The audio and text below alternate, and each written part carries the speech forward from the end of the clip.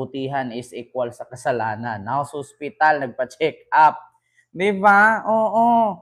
Wala daw sa loob si Digong ng kulungan.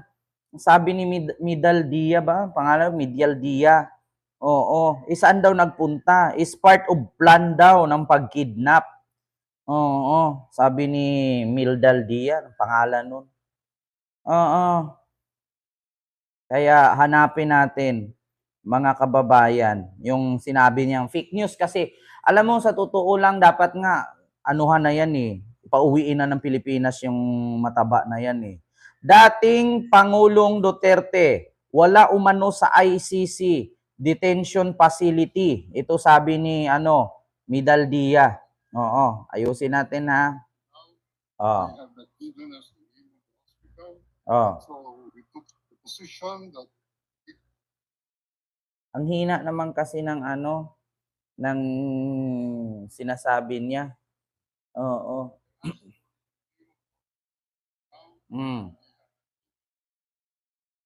Oh.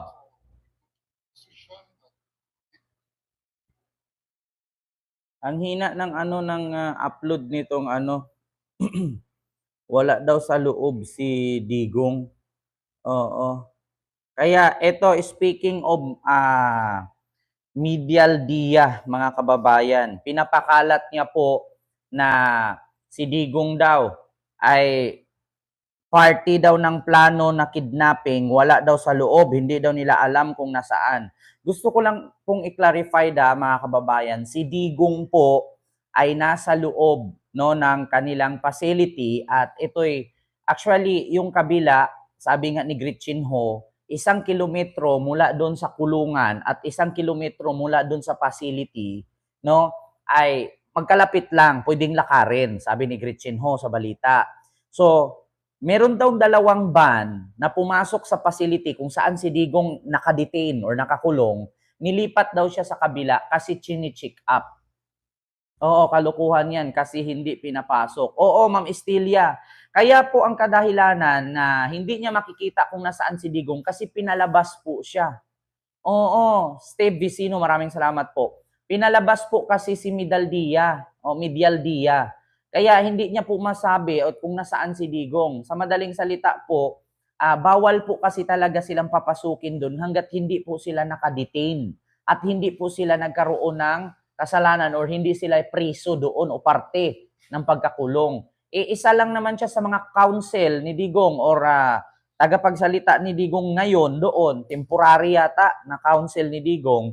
So, pinakalat niya na fake news na isa na naman daw sa plano or parte ng plano na kidnapin nga daw di umano si Digong. Kaya sabi ko, hala, paano nawala si Digong? Kinidnap daw. Putang ina. Ayan na naman. Kakarating lang doon, wala pang isang araw, fake news na agad. Dapat niyan kay Midal Dia, pauwiin ng Pilipinas yan eh. Wala namang kwenta yan doon, wala naman siya magawa doon. Kahit pa mag-Circo Balintong, tignan mo, wala nang ligo-ligo, wala nang bihis-bihis. Pinapakalat, wala daw si Digong sa loob ng kulungan. Kasi sabi ni Midyal Dia, baka parte na naman daw di umano ng plan na kidnapin si Digong. Putang ina. Paano nyo, ito real talk mga DDS, paano nyo itong yan palusutan? Amoy Angus beef. Oo. Paano yan ngayon nila palusutan sa pinapakalat na fake news ni Midal Dia na wala daw si Digong sa loob ng kulungan? Paano, iba kasi ang kulungan, iba ang hospital. Chini-check po kasi ang kalusugan ni Digong. Bakit? Baka hindi naabutan 2026 yan, matigi na yan doon. Kung hindi ginamot, pinapakalat niya. Wala daw si Digong. Kaya speaking, hanapin ko lang mga kababayan, speaking na wala si Digong, eto Duterte, wala sa loob ng kulungan. Ito mga kababayan, wala umano sa loob ng kulungan. Ito po yung sinabi ni ayan, sa tayo. Salvador Midyal Dia, nga sa Netherlands. Digong wala sa kulungan ng ICC. Ito yung pinapakalat ni Medial Dia, mga kababayan, na wala daw. Ayan o, Salvador Medial Dia, nga sa Netherlands. Digong, wala sa kulungan ng ICC. Ito yung pinapakalat niya. Sabi niya dito, ito, news ito ng Abante, Abante Tonight. Ito, klaro po ito ha, klaruhin ko po. Fake news si Matabang Angus Beef. Sabi niya dito, basahin natin artikulo. Ibinunyag ni dating Executive Secretary Salvador Medial Dia na wala sa detention center ng International Criminal Court or ICC sa The Hague, sa Netherlands, si dating Pangulong Rodrigo Duterte. Sa panayam sa kanya ng ilang overseas Filipino worker or OFW na nasa labas ng The Hague, Penitentiary Institution or Scheveningen Prison. O Scheveningen ba? Pagbasa niyan, parang German, kasi ito prison, sinabi ni Medial Dia na hiniling nilang bisitahin si Duterte sa naturang kulungan dahil hindi sinabi sa kanila kung saang hospital dinala ang dating Pangulo kagabi. Ngayon, hiniling nila sa ICC na direktang dalhin ng dating Pangulo sa hospital dahil sa masamang kondisyon nito dahil halos 24 oras na flight at kagagaling lamang daw kasi nito sa Hong Kong tapos ibiniyahe agad patungong Netherlands. Ibinunyag din ni Medial Dia na hindi pinayagan si Duterte na bisitahin sa kwarto at makita ng doktor sa hospital. Sa madaling salita po mga kababayan, mahigpit po talaga dun sa loob. Wala pong basta-bastang makapasok doon at hindi po pwedeng pumasok.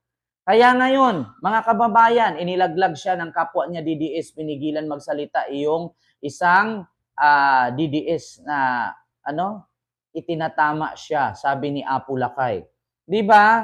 Oo, kaya minsan itong mga DDS bakit mo alam? Galing ka na doon sa loob ng ICC. DG Balsin, apaka-bobo mo. In-announce na nga ng ICC na kapag hindi ka kulong doon at hindi ka inmate sa loob ng facility nila, bawal kang pumasok. Mga nakakulong lang ang pwede doon, wag tanga.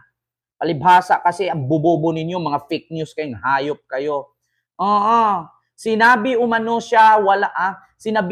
siyang wala sa loob ng Scheveningen prison ang dating Pangulo. We are at loss at this time and lukuhan na ito. Yan ang sabi ni Medial Dia. Sabi niya sa kanyang quote, we are at loss at this time and kalukuhan ito. I think this part of their grand plan to kidnap the president, na extract the president from the Philippines and brought to a jet without knowing destination. Wika ni Medial Dia. Di ba? Apaka-fake news talaga ni Angus Beef. Biruin nyo Sabi niya, screenshot nyo yan Sabi ni Medial Dia, we are at the loss at this time and lukuhan na ito. I think this is part of their grand plan to kidnap the president, to extract the president from the Philippines and brought to a jet without knowing destination. Di ba? Gawa-gawa ka lang ng kwento. Putang ina mo, Angel 218. Kayo yung gumagawa-gawa ng kwento. Putang ina nyo, kapwa DDS nyo to, nagpakalat ng kwento. Si Medial Diang mataba. Sinisiraan niya ICC. Sinakay daw si Digong ng private plane at hindi alam kung saang destination. Part of a grand plan daw na kidnapin si Digong. Hindi po kidnap ang tawag doon, old nap. Diba? Lupit. Nasa kulungan na, kikidnapin pa. Sino ba si Digong? They are telling me that there is no Rodrigo Duterte inside the facility. Dagdag niya. Maging siya raw ay puwersang sumakay sa eroplano ng walang anumang valid visa mula sa Netherlands, sabi ni Medial Dia. Paano ba naman ayaw mong umalis? Di ba? Pirsahan daw si Medial Dia ang dinala at sinakay sa eroplano. Ayaw mong lumayo sa tabi ni Digong Apaka-bobo mo palang, animal kang, mataba ka. Pirsahan daw siyang sinakay sa eroplano na walang valid visa.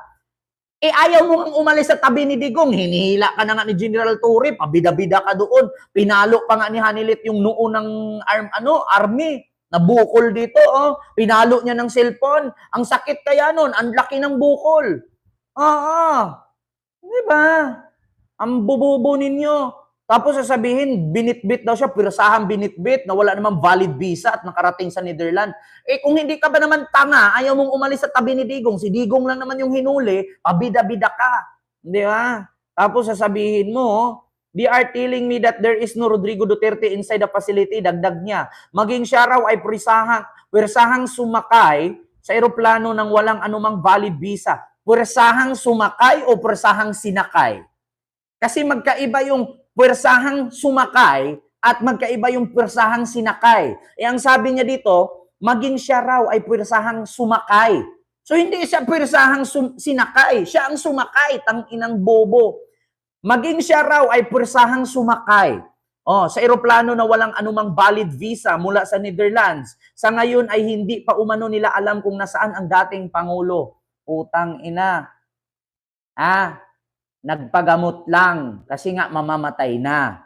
Di ba? Tapos sabihin ninyo kinidnap. Samantalang bago lumapag ang sinakyang eroplano patungo sa Netherlands, ay lumabas si Duterte sa isang video na in-upload sa Facebook. Sa naturang video, sinasabi ng dating Pangulo na maayos ang kanyang kalagayan. Sinong paniniwalaan natin? Si Medaldia o si Digong? Lumabas sa Facebook ngayon. Sabi niya, ayos ako dito, mga kababayan. Ayos lang ang aking kalusugan, kalagayan dito sa Netherlands. Ang ina ninyo, mga DDS. Di ba? To my countrymen. Sabi ni Digong yan sa video sa Facebook, kumakalat. To my countrymen. Just to give you the current situation, I am about to land The Hague. Galing ako Dubai. Okay ako, do not worry. Sabi ni Digong yan to my countrymen. Just to give you the current situation, I am about to land sa Hague. Galing akong Dubai. Okay ako. Do not worry.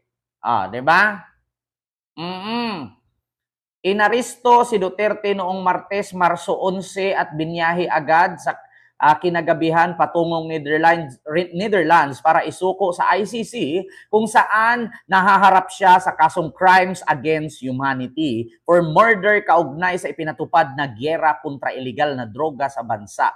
I think this is something to do with the law and order noon at sinabi ko naman sa mga pulis, military na natrabaho kayo, ako ang managot. So ito na nga, sabi ni Duterte. Yun ang sabi niya. Inako rin niya ang lahat ng responsibilidad sa war on drugs. For all of the whatever happened in the past, ako na yung front sa ating law enforcement, pati military. Sinabi ko na, I will protect you and ako ang managot sa lahat. Putang ina ninyo, mga DDS. This will be a long legal proceedings.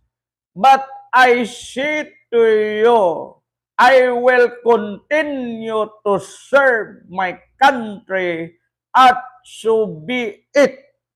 Kung ganon ang destiny ko, salamat. Diba? Nakarma. Diba? Tama ba? Tama sabi niya. I-record nyo na ba? Naayos nyo na ba? Utang ina ninyong lahat, mga DDS.